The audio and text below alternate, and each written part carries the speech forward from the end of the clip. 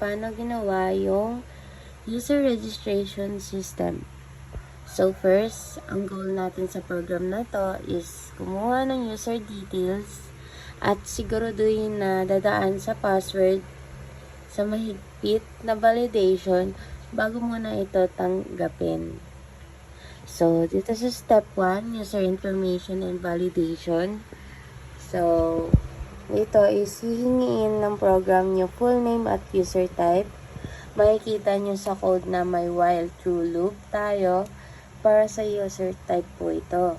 So, ginawa ko ito para siguraduhin na yung ilalagay ng user ay user or admin. Kung admin ka, edi admin.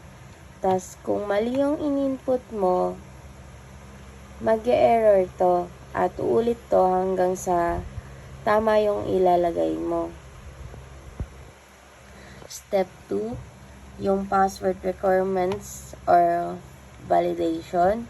Ito naman yung pinaka-importanteng part ng password validation. Para ito maging secure yung account at nag-set naman tayo ng mga rules gamit ang if statement. So, yung first is yung length. Dapat hindi mababa sa 8 characters yung password. And then, yung lowercase and uppercase, kailangan may kahit isang maliit at isang malaking letter sa password nyo. And then, yung digits, dapat may kasamang numero syempre. And then, yung special characters, hindi rin ito mawawala. Kasi yung special symbols, para mas mahirapan ito yung mahulaan yung password mo. And then, kapag hindi nasusunod ang isa rito, magpuprint yung system ng error message at kailangan subukan mo ulit to ng isang user. And then, step 3, yung password confirmation. Kapag okay na yung password, papasok na tayo sa isang confirmation loop. And then, hihingiin ulit ng system yung password para i-verify kung match ba ito sa naunang nilagay mo. And then, kung hindi magkaparehas, lalabas yung confirmation field. And then, kailangan mo i-type ulit yung password mo. And then, yung step 4 naman is yung registration complete or yung output. Kapag lahat ay tama naman, lalabas ang registration successful.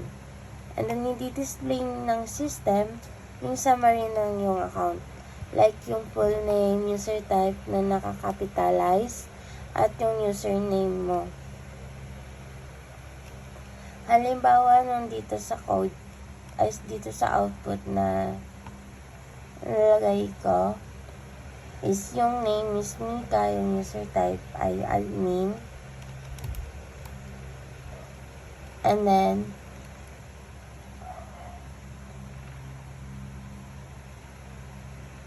at kahit mahaba at complex yung password na nilagay ko, tinanggap ito ng system dahil nasunod lahat yung requirements niya. Like yung Mika 12345, may underscore.